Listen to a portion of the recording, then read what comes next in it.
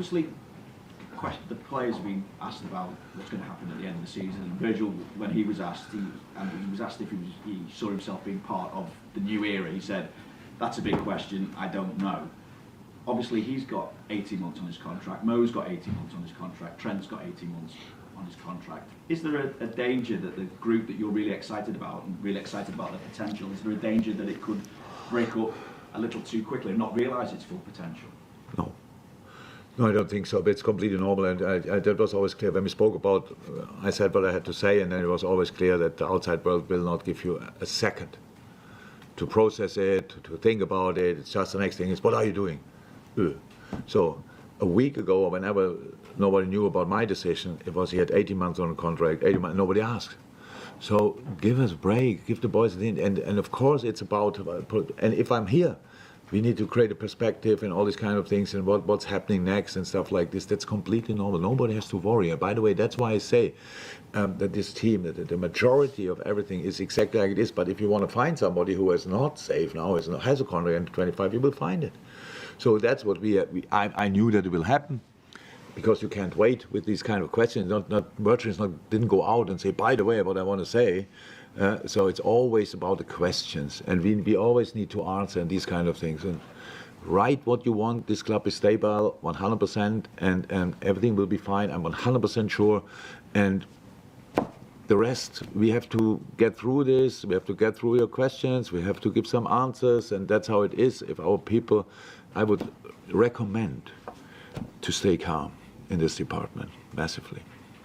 The reason I asked though as well is because obviously the fans will have their concerns, because they'll be fearful as to what will happen in the future as well. Very often the fans' concerns are not as big as the media might think, because you underestimate the IQ of our supporters, I think. It's just they know that these kind of things come up.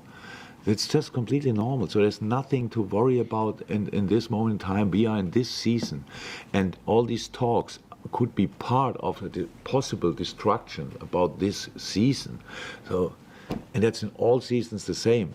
If you know the manager of the next season or not, it's always the same. In a moment, well, what do you make of that? The boys have to think about things. That's human right. That's what you have to do, what you should do. That you just, before you make a decision about whatever, you think, and that's completely normal. So the focus will be Chelsea. Yes. Then Arsenal. Yes. What difference do you see in Chelsea now compared to the one that you drew with? Oh, much more settled, of course. It's a much better. They play really good stuff. It's a really good team. I think nobody, outstanding manager, obviously, and nobody was ever in doubt about that. So I'm not 100% sure, but I think it's a team in form, like points-wise. They won the majority of the games recently. So yeah. And we played them in the first match day, and obviously there we were not great that day, and they were pretty good, and we got a draw, which was fine for us that day. We were not over the moon with our performance, but the point was all right. So we have to do better, but we are different as well since then, and that's the good news. On Chelsea, you say that they're completely different now. What do you see different in the way they approach the game, in the way they play generally?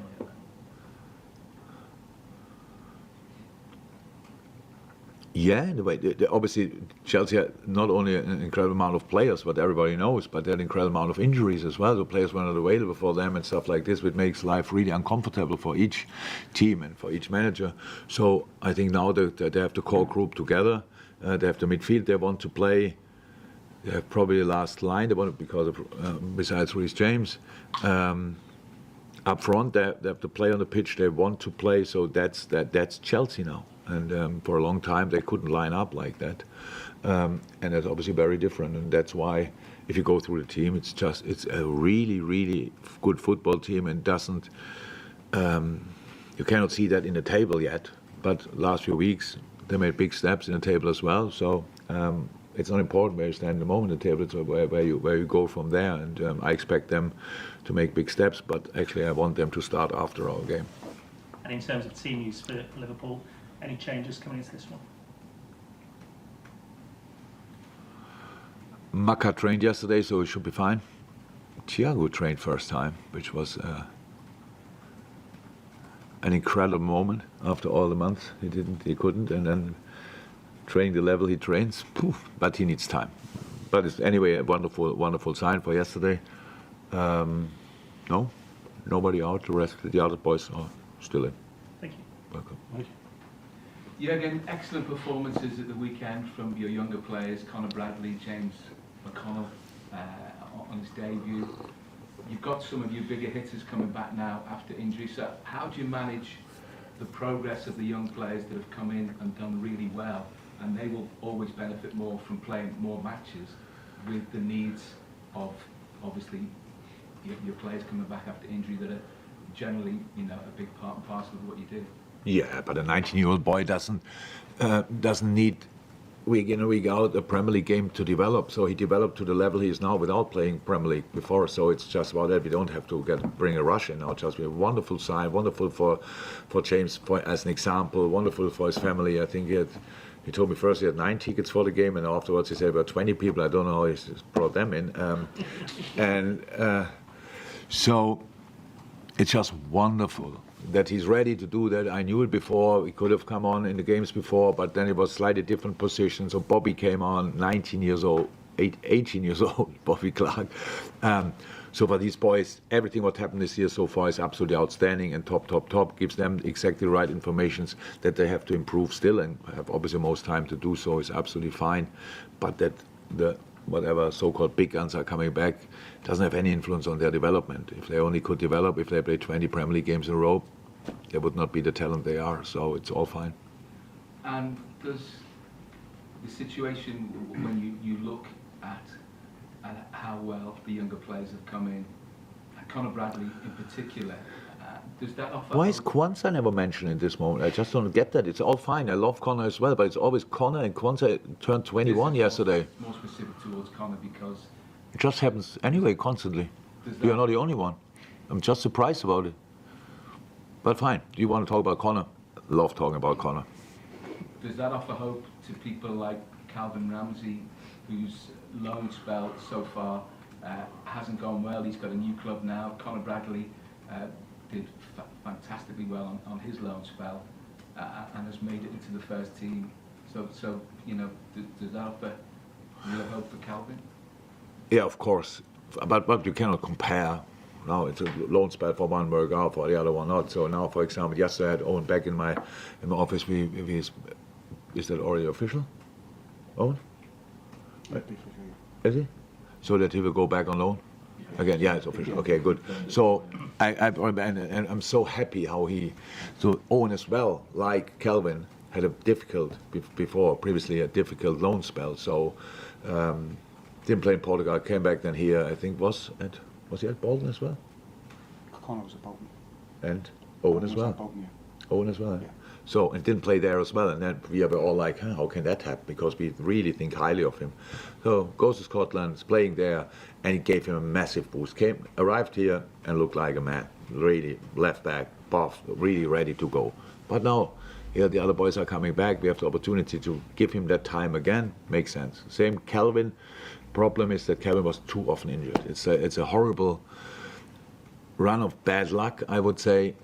Started when he arrived here, had his back problem, out for half a year, came back, knee problem, gone on loan, another problem. So that has to stop at one point, and then everybody can see how good Calvin can be. But now he needs consistent training for the body, and then of course playing time as well.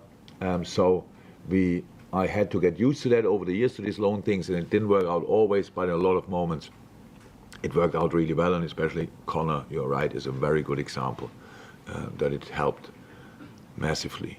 Even when we know already before he went on loan that Conor will end up in our first team. Carl? Hi, Jurgen. Hi. Just to go back to the player contract thing, there's so much going on at the club and no sporting director. How much involvement will you have between now and the end of the season? There's no need to have an impact. It's completely normal. So there was the decision the club knew about my departure already for a while. Now they could have sort of used the time and tie the players down, and then I say, by the way, I'm not here anymore, and then I say, hey, well, nobody told us that. You cannot work like this, really, especially not with the relationship we have. There's enough time to do everything. These players love to be here. Don't forget that. It's not that they are out on 1 foot out, that they want to know a little bit about perspective, but that's there and that will happen, and it will happen especially behind the scenes. And the only annoying part is you. Because everything is fine just because we have constantly answered questions. It sounds like we have, what's going on there? Why they don't do that? Why they don't do that? Why they don't do that? Because things, especially the important things, need time. So it's all fine. Don't worry. You can worry, just for you at home. Don't worry. It's fine. The boys love this place. I know that for fact. And the rest, when will what happen, we will see. Any more? Will, last one. See how Mo's getting on, Jurgen, in terms of recovery, and obviously Egypt going out to the African Cup of Nations, that take a little bit less pressure off them to get back, maybe quicker than you might want. It's another one of these stories. So there was no pressure in it besides the fact that you want to get fit as quick as possible anyway.